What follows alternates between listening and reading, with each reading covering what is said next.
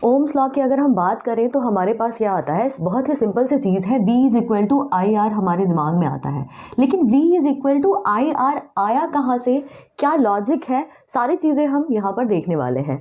तो देखिए, जैसे कि यहाँ पर एक सर्किट डायग्राम मैंने बनाया हुआ है और सर्किट डायग्राम बेसिकली क्या होता है, यहाँ पे कुछ भी नहीं है, एक वायर है जो कि क्या, कैसी वायर, जो कि कंडक्टर होना चाहिए, जिसमें कि कंडक्टर का मतलब आप समझ सकते हो, जिसमें कि कोई चीज़ ट्रांसफ़र हो सके, कोई चीज़ मतलब इलेक्ट्रॉन का ट्रांसफ़र हो सके, यानी कि वो हीट का भी कंडक्टर हो सकता है या फिर वो इलेक्ट्रिसिटी का भी कंडक्टर हो सकता है। यहाँ हम इलेक्ट्रिसिटी की बात करेंगे तो कोई भी ऐसी वायर जो कि इलेक्ट्रिसिटी को कंडक्ट कर सकता है वैसी कोई वायर ले लेंगे।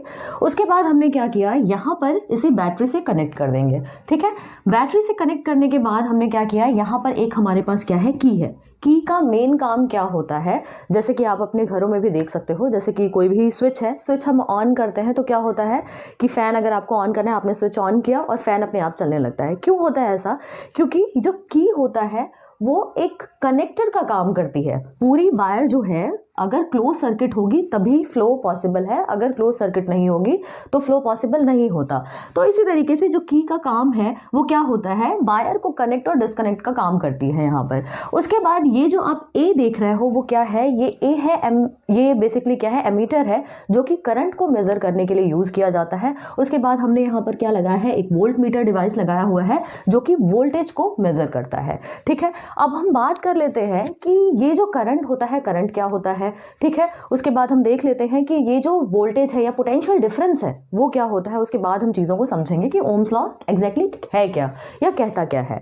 देखिए यहाँ पर क्या है, अगर करंट की हम बात करें तो कोई भी अगर चार्ज है, ठीक है, कोई चार्ज है, जैसे इलेक्ट्रॉन्स का फ्लो है, अगर किसी क्रॉस सेक्शन में कोई कंडक्टर है, उसके क्रॉस सेक्शन एरिया में अगर कोई चार्ज फ्लो हो रहा है पर यूनिट टाइम तो उसको हम बोलते हैं करंट। ठीक है, वो क्या होता है, करंट होता है। तो आप सबको पता होगा कि जिधर इलेक्ट्रॉन मूव करते हैं उसके जस्ट अपोजिट डायरेक्शन में करंट का मूवमेंट होता है। इलेक्ट्रॉन का जो फ्लो होता है वो क्या होता है, नेगेटिव टू पॉजिटिव साइड होता है, और उसके अपोजिट डायरेक्शन में क्या होता है, करंट का फ्लो होता है। यानी कि हम कह सकते हैं पॉजिटिव टू नेगेटिव। यहाँ पर देखिए, ये पॉजिटिव टर्मिनल है सेल का, ये सेल है या बैटरी आप कह सकते हो।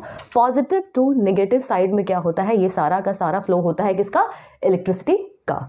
ठीक, तो ये हो गया। अब हम बात कर लेंगे पोटेंशियल डिफरेंस के बारे में। पोटेंशियल डिफरेंस बेसिकली क्या होता है कि अगर डिफरेंस की हम बात करें तो ऑब्वियस सी बात है, यहाँ पर हमें 2 पॉइंट्स की ज़रूरत होती है। कहीं पर भी अगर डिफरेंस देखोगे तो आपको 2 चीज़ें चाहिए होती हैं। तो यहाँ पर अगर हम डिफरेंस देखेंगे तो ऑब्वियस सी बात है, यहाँ पर भी हमें 2 पॉइंट्स की ज़रूरत होगी। पहला पॉइंट ए है, दूसरा पॉइंट क्या है, बी है, और ए और बी के बीच में जो वोल्टेज का डिफरेंस आएगा वही क्या होगा, पोटेंशियल डिफरेंस होगा। ठीक है, तो ये एक चीज़ हो गई। तो अब बात करेंगे कि ये V is equal to I R आया कहाँ से। देखिए होता क्या है कि हमने सबसे पहले क्या किया, ये जो हमारे पास सर्किट डायग्राम है, हमने क्या किया, एक बैटरी यहाँ पर कनेक्ट की।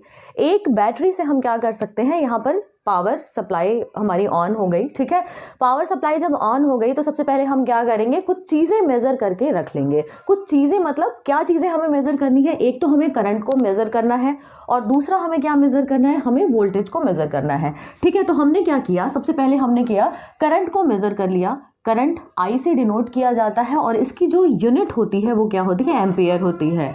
ठीक है, नेक्स्ट अगर हम बात कर ले यहाँ पर, और जो दूसरी वैल्यू हमें मेजर करके रखनी है वो क्या रखेंगे हम यहाँ पर, वोल्टेज। ठीक है, वोल्टेज यानी कि V की वैल्यू, और इसको हम डिनोट करते हैं किसकी, इसकी जो यूनिट होती है वो क्या होती है, वोल्ट होती है। ठीक है, तो एक बैटरी से जब हमने कनेक्ट किया तो हमने क्या मेज़र कर लिया, यहाँ पर सपोज करिए हमारे पास वैल्यू आ गई I1 की, और यहाँ पर वोल्टेज की वैल्यू मिली, जो पोटेंशियल डिफरेंस आ रहा है वो क्या आ रहा है, V1 आ रहा है। अब अगर हम एक और काम करें, यहाँ पर एक दूसरी बैटरी से इसको कनेक्ट कर ले, मतलब एक बैटरी तो है ही, साथ में हमने क्या किया, एक और बैटरी हम यहाँ पर लेके आए, यानी कि एक बैटरी के साथ दो यहाँ पर सेल हम यूज़ कर रहे हैं। ठीक है, पहले एक सेल, फिर उसके बाद 2 सेल। जब 2 सेल यूज़ करेंगे उसके बाद हम क्या करेंगे, करंट को मेज़र कर लेंगे, और उसके बाद जो पोटेंशियल डिफरेंस आ रहा है ए और बी पॉइंट के बीच में, उसको भी हम मेज़र करके लिख लेंगे।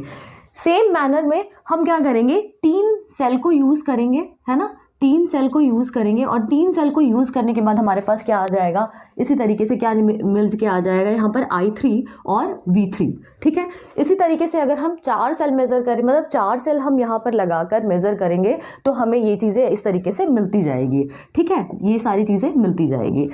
एक चीज़ यहाँ पर देखने को मिलेगी, अगर हम V/I निकाल दें, ठीक है, V और I का रेशियो निकालें तो हमें यहाँ पर देखने को कुछ इस तरीके से मिलेगा कि जो सारी वैल्यूज़ हैं, यानी कि अगर हम V1/I1 करें, ठीक है, V2/I2 करें, या फिर V3/I3 करें, या फिर इस तरीके से एंड सो ऑन, ठीक है, इस तरीके से अगर हम देखते जाएंगे तो क्या होगा, इन सब की वैल्यू जो होगी वो ऑलमोस्ट सेम आएगी, है ना। वो क्या आएगी, ऑलमोस्ट सेम आएगी। ऑलमोस्ट सेम आने का मतलब, क्योंकि थोड़ा सा ह्यूमन एरर तो इसमें थोड़ा बहुत होगा ही, इस वजह से क्या होगा, ये क्या होगा, ऑलमोस्ट सेम आएगी। और सेम आने की वजह से हम क्या लिख सकते हैं इसको, कि V/I की जो वैल्यू है वो क्या आ रही है, कांस्टेंट आ रही है, ठीक है। V/I की जो वैल्यू आ रही है वो क्या आ रही है, कांस्टेंट आ रही है।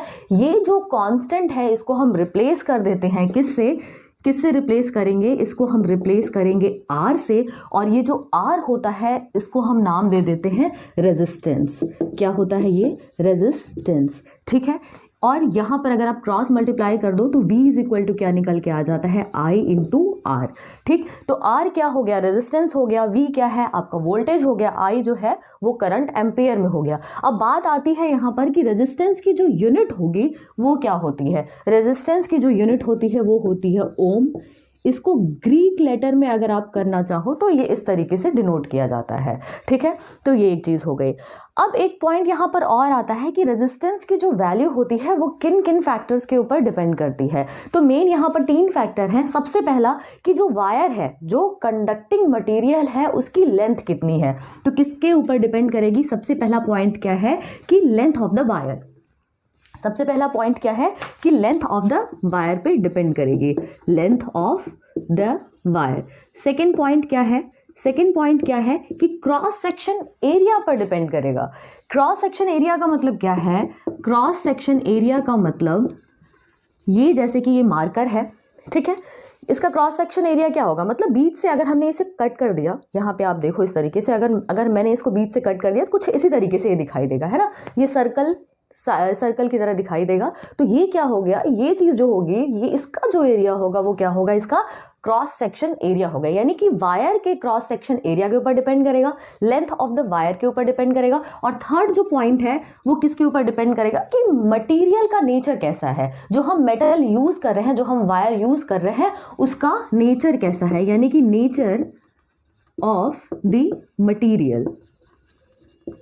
तो ये बेसिकली 3 चीज़ों के ऊपर डिपेंड करता है, क्या, रेजिस्टेंस। तो आज बेसिकली हमने क्या देख लिया है, ओम्स लॉ को पूरी तरीके से कंप्लीट कर लिया है कि ओम्स लॉ क्या होता है। नेक्स्ट क्लास में बाकी चीज़ों को भी देखेंगे। Thank you so much for watching.